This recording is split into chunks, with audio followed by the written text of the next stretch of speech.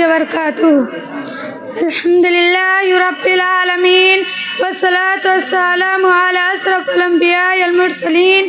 اما بعد فاعوذ باللہ من الشیطان الرجیم. بسم اللہ الرحمن الرحیم. قال اللہ تعالی قل هل يستوي الذین يعلمون والذین لا يعلمون. جناب صدر، حکم صاحبان، مشفق مربی، اساتذہ اکرام اور میرے سامنے بیٹھی ہوئی میری عزیز بہنوں، آج میں آپ لوگوں کے سامنے جس موضوع کی تحت لبکسائی کرنا چاہتی ہوں وہ ہے تعلیم نسواں کی اہمیت و ضرورت. میری عزیز بہنوں، انسانی زندگی میں تعلیم کی کیا اہمیت ہے اس سے کسی کو انکار نہیں. نبی کریم صلی اللہ علیہ وسلم نے ان کو علم میں شامل کرتے ہوئے فرمایا طلب العلم فریضۃ علی کل مسلم. وقال الشاعر الام مدرسۃ اعددتها الام مدرسۃ اعددتها عادت صابنتی بالعراق. محترم سامعات، میں نے آپ کے سامنے جو حدیث بیان کیا ہے اس حدیث میں لفظ مسلم مرد اور عورت دونوں کو شامل ہے.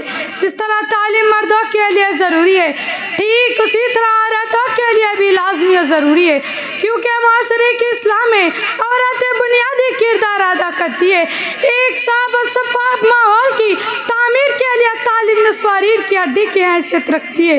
جس طرح جسم ریڑھ کی ہڈی کی بغیر بے بس ہے، ٹھیک اسی طرح تعلیم نسواں کی بغیر ہمارا معاشرہ بے بس ہے بلکہ بے جان اور بے روح ہے.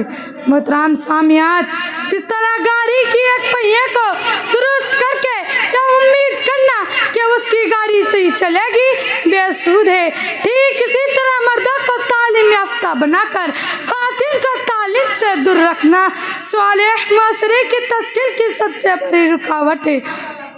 کیونکہ عورت کی تعلیم صرف اس کی اصلاح نہیں بلکہ پورے ماحول اور معاشرے کی اصلاح ہے. اس پر کسی شاعر نے کیا یہ خوب نقشہ کھینچا ہے. Give me one educated mother, give me one educated mother, I will give one educated nation. یعنی آپ مجھے ایک پڑھی لکھی ماں دیجیے، میں آپ کو پڑھا لکھا مکمل خاندان دوں گا. محترم سامعین و سامعات، اگر ہمارا تو علم کی زیور سے آراستہ کرایا جائے، علم کی عدالت سے آستہ کیا جائے تو خود کربلائی کا نمونہ بنے گی اور اپنے بچوں کے لیے اچھی درسگاہ ثابت ہوگی اور ان کی گود میں پل کر جوان ہونے والے بچے رسول صلی اللہ علیہ وسلم کا پیروکار ہوں گے، فدائی اللہ مجاہد فی سبیل اللہ ہوں گے، جو دور ہر زمانہ میں اپنے دشمنوں کا منہ توڑ جواب دینے کے لیے تیار رہے گی. وہ کرکٹ کھلاڑی فلمی اداکاری اور تقلید کی بجائے محمد صلی اللہ علیہ وسلم کو اپنے آئیڈیل نمونہ بنائے گی. ان کی منزل آخرت ہوگی اور اسی طرح سے ایک صالح معاشرے کی تشکیل عمل میں آئے گی. اصلاح قوم آپ کو منظور ہو گئے، اصلاح قوم آپ کو منظور ہو گئے تو بچوں سے پہلے ماؤں کو تعلیم دیجیے. لیکن جس بچے کی صرف پرورش نہیں ملتی تو بچے کبھی بھی کامیاب انسان نہیں بن سکتا.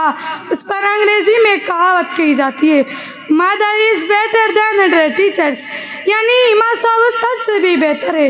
محترم سامعات، اگر اس کے باوجود بھی لڑکوں کی تعلیم کی جانب توجہ نہیں دی گئی، عورتوں کو علم کی عدالت سے محروم رکھا گیا، اس کی تعلیم میں غفلت برتی گئی تو پھر صالح معاشرے کا تصور بھی نہیں کیا جا سکتا ہے.